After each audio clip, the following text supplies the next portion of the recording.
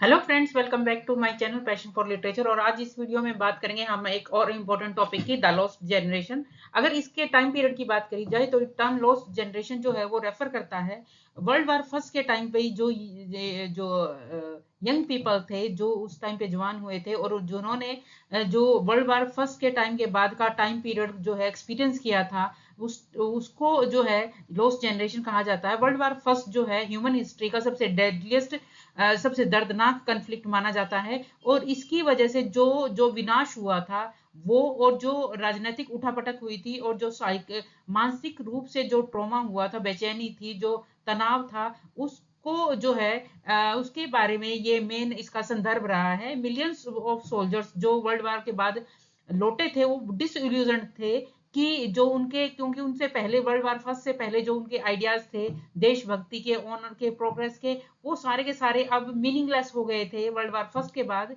और उनको लाइफ जो है बिल्कुल बेकार लगने लगी थी 1920s के में। जो है यंग पीपल जो थे उन्होंने ट्रेडिशनल वैल्यूज जो थे उनको रिजेक्ट कर दिया था, और वो ये लगता था कि सोसाइटी ने उनके साथ एक टाइप से धोखा किया है।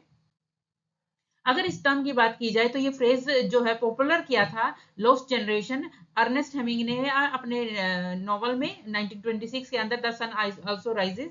और इस टर्म को यूज किया था सबसे पहले गर्ट्यूड स्टाइन ने। वो एक अमेरिकन राइटर थे और एक आर्ट के जो है वो पैट्रन भी थे पेरिस के अंदर। स्टाइन ने जो है हेमिंगवे को कहा था कि तुम्हारी जो जनरेशन है वो लॉस्ट है, यानी वो कंप्लेन कर रहे थे कि जो तुम्हारी जनरेशन है वो एक टाइप से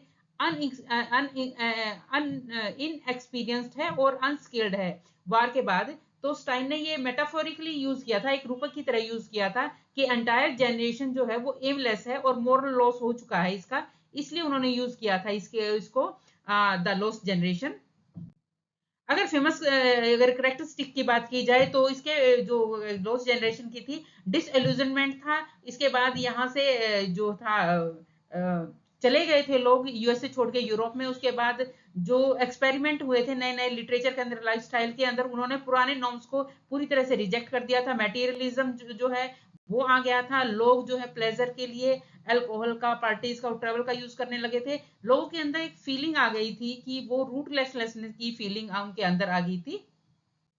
अगर फेमस राइटर्स की बात करें तो अर्नेस्ट हेमिंगवे, स्कॉट फिजरल्ड, गर्ट्यूड Stein, Ezra Pound, TS Eliot और जॉन डॉल्स पैसोस जो है मेन राइटर्स थे। अगर लॉस्ट की बात की जाए तो लिटरली लॉस्ट नहीं था, लॉस्ट था कि फेथ का, ट्रेडिशन वैल्यूज की लॉस्ट हो जाना, डायरेक्शन की लॉस्ट हो जाना और कनेक्शन का लॉस्ट हो जाना।